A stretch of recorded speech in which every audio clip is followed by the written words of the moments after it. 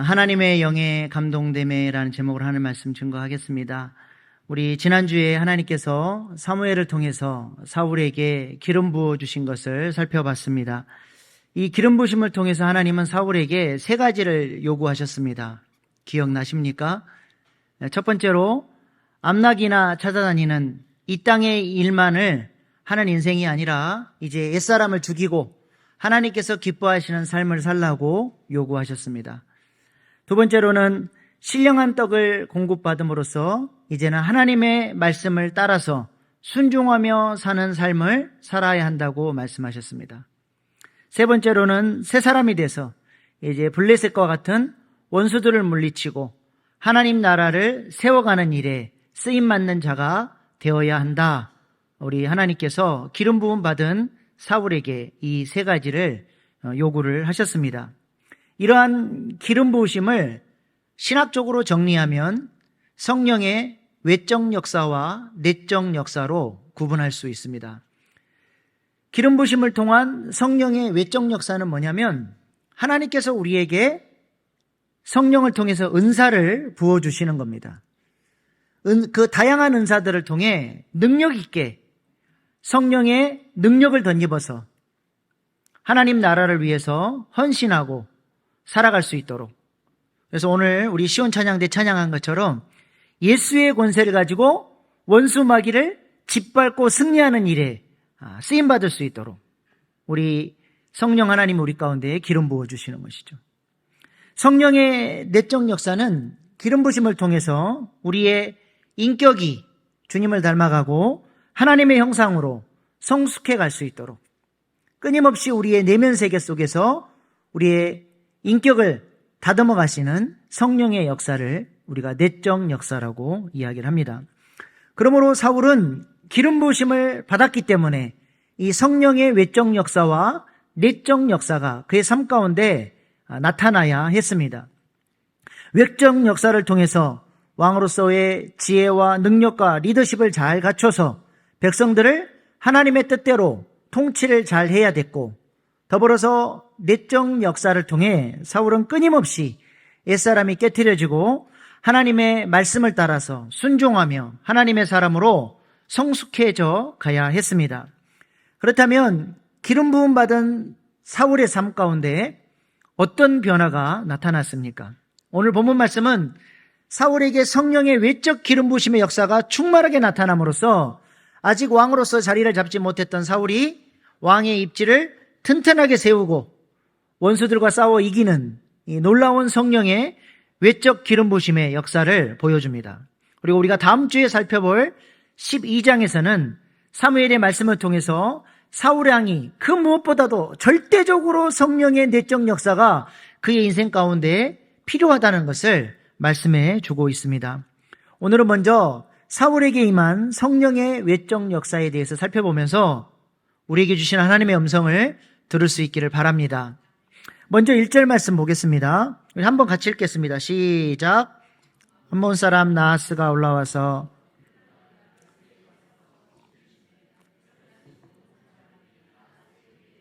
우리와 언약하자. 그리하면 우리가 너를 섬기리라 하니. 암몬 사람 나하스가 군대를 이끌고 이스라엘 땅 갓지파 길르앗 야베스를 침공해 들어왔습니다. 지도 보시면 색깔이 좀 붉으스름한 것이 길르앗 야베스 갓지파 땅인데 그 바로 옆이 암몬이에요. 이번 12월에 성지순례 가시는 분들은 저 암몬 땅을 밟아볼 거예요. 바로 옆에 있는 암몬이 지금 길르앗 야베스를 쳐들어온 것입니다. 이 암몬은 누구의 후손이죠? 아브라함의 조카 롯의 후손입니다. 소돔과 고모라 성에 유황불이 떨어지고 하나님께서 롯의 가족을 건져내 주셨죠. 그런데 롯이 술이 취해서 그 두 딸들과 낳지 말아야 할 아들들을 낳게 됩니다. 그들이 바로 모압과 암몬 족속이 되는 것이죠. 하나님은 이 족속들에 대해서 이렇게 말씀하셨습니다. 신명기 23장 3절로 4절 말씀입니다. 암몬 사람과 모압 사람은 여호와의 총회에 들어오지 못하리니 그들에게 속한 자는 10대뿐 아니라 영원히 여호와의 총회에 들어오지 못하리라. 그들은 너희가 애굽에 나올 때 떡과 물로 너희를 길에서 영접하지 아니하고 메소보다미아 부돌 사람 부올의 아들 발람에게 뇌물을 주어 너희를 저주하게 하려 하였으나 모압과 암몬은 여호와의 총회에 영원히 들어오지 못한다는 겁니다. 무슨 말이에요? 하나님의 구원을 받을 수 없는 저주받은 백성이라는 거예요. 이유가 무엇입니까? 끊임없이 하나님을 대적하고 하나님 나라를 위해서 진군하는 여호와의 백성을 끊임없이 방해하고 괴롭혔던 족속. 마치 그것이 자신의 인생의 삶의 목적이나 되는 것처럼 그렇게 하나님을 대적한 것입니다. 이렇게 하나님을 방해하고 대적하는 존재가 누구예요? 사탄 마귀예요. 그러니까 끊임없이 하나님 나라의 역사를 방해했던 바로나 아말렉이나 모압이나 암몬이나 다 이런 민족들 뒤에는 어떤 영적인 배경이 있는 겁니까? 사탄 마귀가 그들을 사용해서 이스라엘 백성들을 괴롭히고 하나님 나라의 일들을 방해했다라고 하는 것입니다. 그래서 오늘 본문 말씀에 암몬 왕의 이름이 나하스예요. 이름의 뜻이 바로 뱀입니다. 성경에서 뱀은 끊임없이 하나님을 대적하고 하나님 나라를 방해하는 사탄을 묘사하는 방법이죠. 창세기에서 뱀은 그냥 뱀으로 묘사가 되는데 얼마나 많은 사람들을, 육신에 속한 사람들을 뜯어먹었던지 예수님 때 가니까 독이 바짝 오른 독사가 됐어요. 그리고 요한계시록에 가니까 이 옛 뱀이 머리 7 달린 뱀으로 변화가 됐고 더 나아가서는 용의 모습으로 등장을 합니다. 영적 세계는 참 신기해요. 가르쳐주지 않아도 이게 다 통합니다. 우상을 만드는 사람들이 성경 요한계시록을 안 가르쳐줘도 뱀을 만들 때는 꼭 머리가 몇 개 달리게 만들어요? 7개 달리게 만들어요. 제가 몇 해 전에 캄보디아 단기 선교를 갔다가 앙코르왓 사원을 갔어요. 근데 입구에 이 앙코르왓 사원 자체가 이제 뱀 몸통으로 들어가는 거예요. 딱 그 입구에 뱀이 서 있는데 뱀 머리가 몇 개 달려 있을까요? 7개 달려 있어요. 사진 한번 보여주십시오. 예, 앙코르왓 입구에 저렇게 뱀 머리가 7개가 탁 벌리고 있어요. 사탄의 그냥 입속으로 들어오라는 거죠. 인도에 가면 비슈누라고 하는 힌두교 여신이 있는데 이 여신 뒤에서 이 여신에게 힘을 주고 능력으로 붙잡아주는 존재가 있는데 그것도 뱀이 7개 달린, 머리가 7개 달린 뱀입니다. 저렇게 딱 뒤에서 이 여신을 보호하고 있어요. 불교의 석가모니에게 깨달음을 주도록 도와줬던 영적 존재가 있어요. 이게 누구예요? 사진 보여주세요. 예, 저렇게 입을 쫙 벌리고 머리 7 달린 뱀이 저 밑에 누가 앉아 있습니까? 석가모니가 앉아 있어요. 저 머리 7 달린 뱀이 석가모니로 하여금 깨달음을 얻도록 도와줬다는 거예요. 불교에서 저 머리 7 달린 뱀은 굉장히 중요한 존재입니다. 신기하죠? 서로 어떻게 만들지 상의를 한 것도 아닌데 어쩜 그렇게 영적으로 통해가지고 그렇게 머리 7 달린 뱀을 좋아해요. 그러니까 그렇게 머리 7 달린 뱀을 섬기는 사람들이 결국 어떤 존재를 섬기고 있는 거예요? 공통적으로 사탄 마귀를 섬기고 있는 것입니다. 그러면 오늘 본문 말씀에 암몬 왕 나하스의 이름의 뜻이 뱀이라고 하는 것은 굉장히 의미심장한 것이죠. 나하스가 이런 뱀의 모습으로 사탄의 수하가 돼서 이스라엘 백성들을 괴롭히고 하나님 나라를 확장해가는 일을 방해했다라고 하는 것입니다. 이러한 뱀과 같은 나하스의 위협 앞에 이스라엘 백성 길르앗 야베스 사람들이 어떻게 응답을 합니까? 싸워보지도 못하고 벌벌 떨고 꼬리를 내리고 제발 우리를 살려달라고, 우리가 당신들의 종이 될 테니 조공을 바칠 수 있도록 언약을 맺자라고 싹싹 빌어요. 그랬더니 2절에 나하스가 어떻게 응답합니까? 암몬 사람 나하스가 그들에게 이르되 내가 너희 오른 눈을 다 빼야 너희와 언약하리라. 내가 온 이스라엘이 같이 모욕하리라. 너희가 우리의 종이 되고 싶냐? 그냥은 안 되고 너희들 오른쪽 눈을 다 빼야 그때 언약을 맺고 우리에게 조공 바칠 수 있도록 허락해 줄게. 이렇게 모욕을 합니다. 근데 오른쪽 눈을 뺀다라는 것은 겁을 주려고 말하는 게 아니라 실제로 그렇게 하겠다는 거예요. 고대 근동에서 그런 일들이 많았습니다. 고대 근동 역사학자 요세푸스에 의하면 당시 전쟁을 할 때 보통 군인들이 왼손으로 방패를 잡습니다. 오른손에 칼을 드는데 방패로 얼굴을 가려요. 그래서 왼쪽 눈은 가리고 오른쪽 눈으로 앞을 보면서 적의 동태를 살피면서 전쟁에 나가는 거예요. 그러니까 오른쪽 눈을 빼버리겠다는 것은 너희들의 전투력을 완전히 상실시켜버리겠다는 거예요. 다시는 암몬에게 대적하며 달려들지 못하도록 완전히 전투력을 상실시켜버리고 평생 이제 한쪽 눈, 남은 눈, 왼쪽 눈으로 농사나 지으면서 암몬을 왕으로 모시며 조공이나 바치는 그런 노예로 너희들을 전락시킬 것이라고 하는 것이 바로 나하스의 요청이었습니다. 마치 블레셋 사람들이 삼손의 눈을 뽑아서 연자 맷돌이나 돌리는 노예로 전락시킨 것처럼 지금 나하스가 이스라엘 백성들에게 그렇게 하겠다는 거예요. 이것이 바로 오늘날 마귀가 역사하는 방법인 것입니다. 여러분들에게 역사에서 여러분의 영적인 눈을 뽑아버리려고 하는 것이 마귀의 전략이에요. 하나님이 무엇을 위해서 나를 부르셨는지, 나는 무엇을 위해서 살아야 하는지, 어떤 것이 가치 있는 인생인지 보지 못하도록 막아놓고 다람쥐 쳇바퀴 돌듯이 세상 질서를 따라서 연자맷돌이나 돌리는 죄의 종노릇하는 존재로 만들려고 하는 것이 사단의 전략이라고 하는 것입니다.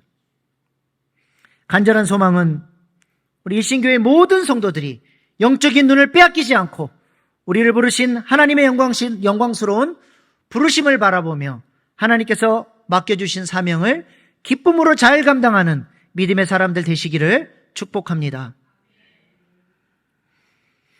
이러한 암몬의 위협 앞에 야베스 사람들은 한 가지를 나하스에게 부탁을 합니다. 오늘 본문 3절 말씀입니다. 야베스 장로들이 그에게 이르되 우리에게 이래 동안 말미를 주어 우리가 이스라엘 온 지역의 전령들을 보내게 하라. 만일 우리를 구원할 자가 없으면 내게 나아가리라 하니라. 오른쪽 눈을 뽑아야 언약을 맺겠다고 하니까 일주일만 시간을 달라는 거예요. 혹시 우리를 구원할 자가 있는지 찾아보고 없으면 그때 가서 일주일 뒤에 당신 말한 대로 눈 뽑고 종살이 하겠다. 그랬더니 나하스가 그래? 일주일 시간을 줘? 니들 마음대로 해라. 얼마나 자신만만했으면 니들이 아무리 일주일 동안 이 위기에서 벗어날 방법을 찾는다고 해도 너희들은 절대로 우리 이길 수 없다. 너희들은 눈 뽑고 종 되는 길로 가야 된다. 이렇게 자신만만한 거예요. 오늘날 한국 교회가 사탄 마귀에게 이런 취급을 받으면 안 됩니다. 우리 교회가 이런 취급 받으면 안 돼요. 니들이 예배를 드려? 은혜를 받아? 어디 해봐라, 해봐. 우리가 은혜 받고 주님 앞에 정신 차리고 기도하고 주님 앞으로 돌아갈 때 마귀가 벌벌 떨게 만드는 그런 교회 될 수 있기를 소망합니다. 그래서 길란 야베스 사람들은 이스라엘 전역으로 우리를 도와달라고 전령들을 보내게 됩니다. 오늘 본문 4절입니다. 이에 전령들이 사울이 사는 기브아에 이르러 이 말을 백성에게 전하매 모든 백성이 소리 높여 울더니 그 소식이 사울이 살고 있는 기브아 땅까지 전해지게 되죠. 이 소식을 듣고 백성들이 소리 높여 옵니다. 왜 울었습니까? 자기들의 신세가 불쌍해서 운 거예요. 서쪽으로는 블레셋이 그렇게 괴롭히고 이제는 동쪽으로 암몬까지 일어나서 이 길란 야베스를 점령하면 그 다음에 이제 우리 차례고 우리도 오른쪽 눈 뽑히고 저들의 종으로 살아야 하는 신세가 불쌍해서 한탄스러워서 울고 있는 거예요. 싸워볼 용기는 없고 우리의 신세가 이제 어떻게 될지 눈에 훤히 보이니까 통곡하며 울게 된 것이죠. 이때 마침 사울이 나타납니다. 나라의 왕으로 세워졌고 이런 원수들을 물리치라고 기름 부어 세웠는데 사울 왕이 지금 뭐 하고 있어요? 마침 사울이 밭에서 소를 몰고 오다가 이르되 백성이 무슨 일로 우느냐 하니 그들이 야베스 사람의 말을 전하니라. 왕으로 세워놓고 기름 부음까지 받았는데 이스라엘 백성들로부터 인정을 받지 못하고 왕이 지금 뭐하고 있어요? 속 끌고 밭이나 갈고 있어요. 그런데 백성들이 울고 있는 이유를 듣는 순간 성령이 사울에게 기름 부어주신 거예요. 성령의 외적 역사가 사울에게 강력하게 임한 것입니다. 그랬더니 어떤 역사가 일어났습니까? 오늘 본문 6절입니다. 사울이 이 말을 들을 때 하나님의 영에 크게 감동되매 그의 노가 크게 일어나. 하나님의 영이 사울에게 임하니까 사울의 마음속에서 거룩한 분노가 일어난 거예요. 더 이상 이렇게 어둠의 권세에 당하고 살 수 없다. 더 이상 이렇게 비참하게 살 수 없다. 거룩한 분노를 가지고 일어서게 된 것입니다. 우리에게도 이런 은혜가 있을 수 있기를 소망합니다. 밭이나 갈고 소나 키우면서 다 빼앗기고 영적으로 무너지고 어둠 속에서 헤매고 살아가는 것을 당연하게 여기고 오른쪽 눈이 빼앗긴 사람처럼 살아서는 안 된다는 거예요. 무엇인가 성령의 은혜를 통해서 우리의 삶에 변화가 나타나고 주님께서 기뻐하시는 승리가 우리의 삶 가운데 있을 수 있도록 기름 부음 받은 자로 우리도 일어서야 할 줄로 믿습니다. 우리 예수님께서 우리가 이렇게 당하고 사는 모습을 얼마나 안타까워하셨습니까? 마태복음 9장 35절로 36절 말씀입니다. 예수께서 모든 도시와 마을에 두루다니사 그들의 회당에서 가르치시며 천국 복음을 전파하시며 모든 병과 모든 약한 것을 고치시니라. 무리를 보시고 불쌍히 여기시니 이는 그들이 목자 없는 양과 같이 고생하며 기진함이라. 우리 예수님께서 우리를 불쌍히 목자 없는 양처럼 그렇게 당하고 살아가는 죄와 사망의 법에서 씨름하고 살아가는 우리들을 보시면서 불쌍히 여기셨대요. 저 불쌍히 여기다 옛날 개역 한글판에는 민망히 여기셨다 그렇게 되어 있습니다. 원어적 의미가 뭐냐면 창자가 끊어지는 고통으로 그렇게 고통당하는 우리들을 건져내 주시고 싶어서 그렇게 안타까운 마음으로 바라보셨다라고 하는 것입니다. 우리 옛날에 엄마들이 속속이는 자식들을 보고 뭐라 그랬어요? 야 이놈의 새끼야, 니 때문에 내가 애간장이 녹는다. 너가 무슨 말이에요? 애간장이 녹는단 말이 창자가 녹아내리는 아픔으로 자녀를 사랑하고 자녀가 회복되기를 원하는 그 엄마의 마음, 그 예수님이 그런 창자가 끊어지는 고통을 가지고 우리를 살려내시기를 원하신 거예요. 그래서 기름 부음 받은 자로 오신 거예요. 누가복음 4장 18절 19절 주의 성령이 내게 임하셨으니 이는 가난한 자에게 복음을 전하게 하시려고 내게 기름을 부으시고 나를 보내사 포로된 자에게 자유를, 눈먼 자에게 다시 보게 함을 전파하며 눌린 자를 자유롭게 하고 주의 은혜를 전파하게 하려 하심이라 하였더라. 성령 받은 자로 왕으로 제사장으로 선지자로 오셔서 죄와 사망의 지배 속에 신음하며 고통하는 우리들을 건져내시기 위해서 기름 부음 받은 자로 오셨다라고 하는 것입니다. 그러므로 성령을 통해 기름 부음 받은 자의 사명이 무엇인지를 우리 예수님께서 보여주셨어요. 그건 뭐예요? 죄와 사망의 법을 깨트리는 거예요. 나하스와 같은 이 뱀과 같은 존재, 뱀 대가리를 깨는 존재로 기름 부음 받은 자를 하나님께서 불러주신 거예요. 우리에게 성령으로 기름 부어주셔서 우리도 왕 같은 제사장으로 승리하며 살라고, 뱀 머리를 깨트리는 존재로 살라고 우리를 불러주신 줄로 믿습니다. 그래서 어둠의 권세에 빼앗기고 눌리고 당하며 사는 것을 당연한 것으로 여기면 안 돼요. 영적인 눈이 다 뽑혀가지고 그렇게 허망하게 살면 안 된다는 것입니다. 우리의 삶에 건강의 문제, 자녀의 문제, 경제의 문제, 관계의 문제 등 다 죄와 사망의 문제 때문에 생기는 문제들입니다.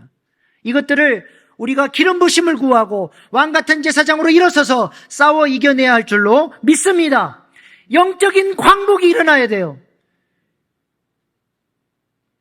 예수님을 만나고 성령으로 기름 부음 받으면 이런 승리의 간증이 터져 나와야 할 줄로 믿습니다.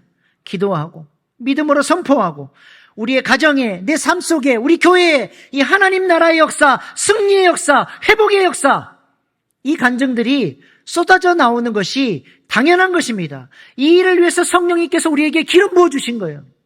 왜 예수 믿으면서 당하고 사십니까? 왜 눈물 흘리면서 사십니까? 왜 고통 지으면서 한숨 쉬면서 사십니까? 복음이신 예수님을 통해서 승리할 수 있기를 바랍니다.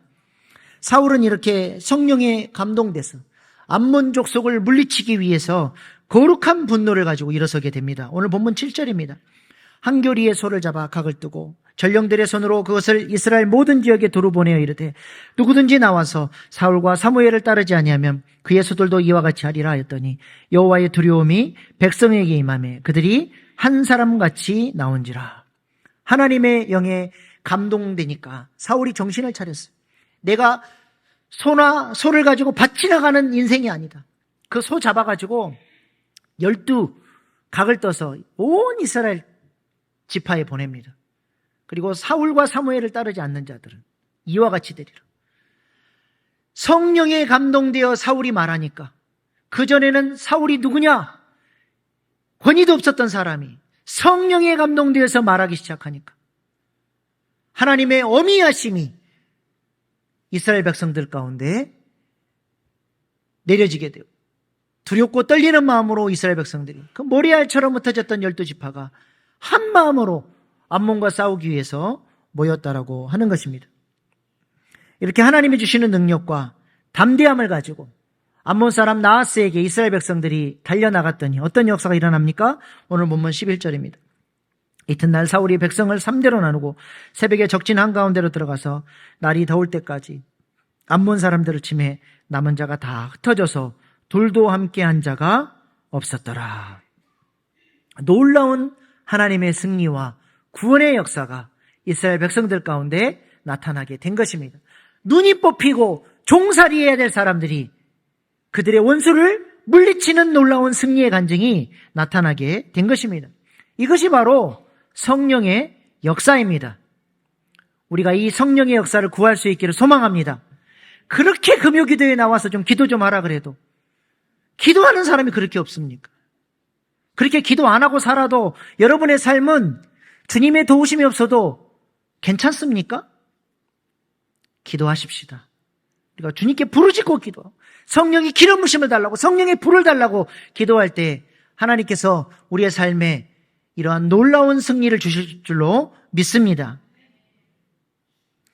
근데 문제는 이렇게 전쟁에서 승리하고 나니까 백성들이 어떻게 반응을 합니까? 오늘 12절 말씀입니다. 백성이 사무엘에게 이르되 사울이 어찌 우리를 다스리겠느냐 한 자가 누구니까 그들을 끌어내소서 우리가 죽이겠나이다. 무슨 말입니까? 전쟁에서 이기고 나니까 백성들이 흥분을 했어요. 사울이 진정한 우리의 삶의 희망이고 이 나라의 구원자다. 이런 위대한 사람을 어떤 놈이 무시했냐? 그놈 끌어내서 죽이자. 난리가 났어요. 사무엘상 10장 27절 말씀에 보면 사울이 제비뽑기를 통해서 왕으로 추대됐을 때 이렇게 말한 사람도 있었습니다.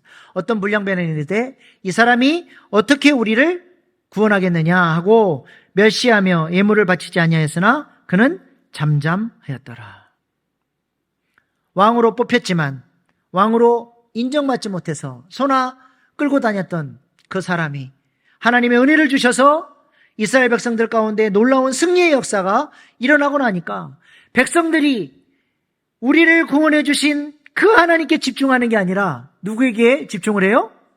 사울이 우리의 구원자다. 집중을 하면서 사울 옆에 서서 아주 그냥 채츠큰인 것처럼 누가 사울을 무시했냐? 그들을 끌어내 죽이자. 난리가 난 것이죠. 이때 사울이 어떻게 반응합니까? 13절 말씀입니다. 사울이 이르되 이날에는 사람을 죽이지 못하리니 여호와께서 오늘 이스라엘 중에 구원을 베푸셨습니다. 흥분하지 마라. 내가 구원한 게 아니라 누가 구원했다? 여호와 하나님이 구원했다. 이 얼마나 은혜롭고 겸손한 고백입니까? 이 고백은 사울이 왕으로 있는 동안 계속 고백해야 될 고백인데 너무나 안타깝게도 이 고백이 사울의 첫 번째 고백이자 마지막 고백이 되고 말았다는 것입니다. 사람들로부터 칭찬을 받고 당신이 우리의 희망이고 당신이 우리의 구원자라고 계속 칭송을 받으니까 사울이 자기가 스스로 무엇인가 대단한 사람인 것처럼 내가 이스라엘 백성을 구원한 것처럼 착각하기 시작했다라고 하는 것이죠. 그러므로 사울의 결정적인 문제가 무엇입니까? 성령의 외적인 기름 부심을 통해서 전쟁에 능하고 백성들을 다스릴 수 있는 능력 있는 리더십은 생겼지만 그에게 성령의 내적 역사가 부족했다라는 거예요. 성령의 외적 역사는 한순간에 부어집니다. 하나님께서 성령을 통해서 능력을 주시는 거예요. 그 능력을 가지고 능력 있게 하나님 앞에 쓰임받는 것입니다. 그러나 성령의 내적 역사는 한순간에 이루어지는 역사가 아니에요.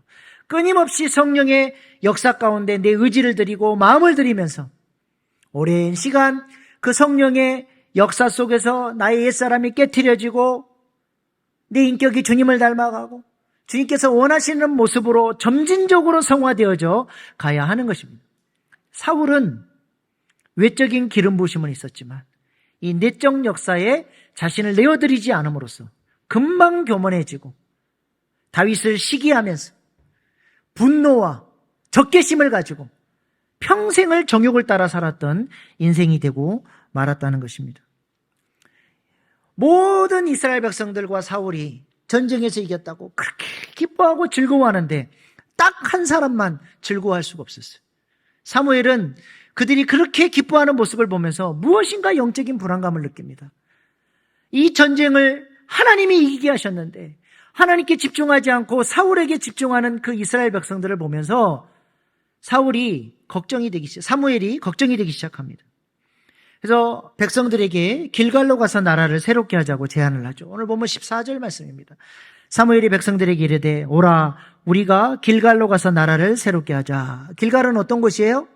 이스라엘 백성들이 가나안 땅을 정복하기 전에 그곳에서 할례를 받았습니다. 이 가나안 정복 전쟁은 우리의 힘으로 하는 전쟁이 아니라 하나님이 왕 되어셔야만, 우리를 이끌어 주셔야만 승리할 수 있는 전쟁입니다. 할례를 통해서 우리의 모든 힘과 의지는 주님 앞에 내려놓고 전적으로 하나님을 왕으로 높이겠습니다. 할례를 받았던 장소가 바로 길갈이에요. 할례의 의미가 무엇입니까? 할례는 우리 남자아이들 포경수술하는 거예요. 왜 하나님이 자를 것도 많은데 하필이면 거기를 자르라 그랬습니까? 아브라함이 하나님의 약속을 믿지 못하고 신뢰하지 못하고 자신의 정욕이 남아있을 때 자신의 힘을 의지해서 은혜의 아들을 낳은 게 아니라 자신의 정욕을 따라 이스마엘을 낳았어요. 하나님은 그 아브라함에게 네가 믿고 의지하는 그 힘 잘라라. 하나님을 철저하게 의지해서 은혜의 아들 이삭을 낳으라고 요청하신 거죠.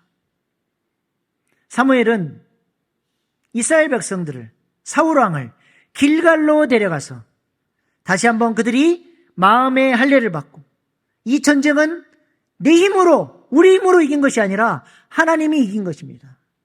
하나님을 전적으로 의지합니다. 이 마음의 할례를 다시 한번 받게 하기 위해서 길갈로 내려간 것입니다. 이것이 아브라함이 평생에 걸쳐서 싸웠던 영적 전쟁이었고 사울이 평생에 이 싸움을 했어야 했던 싸움이죠. 우리도 마찬가지입니다. 우리도 이 영적 전쟁 가운데 놓여 있습니다.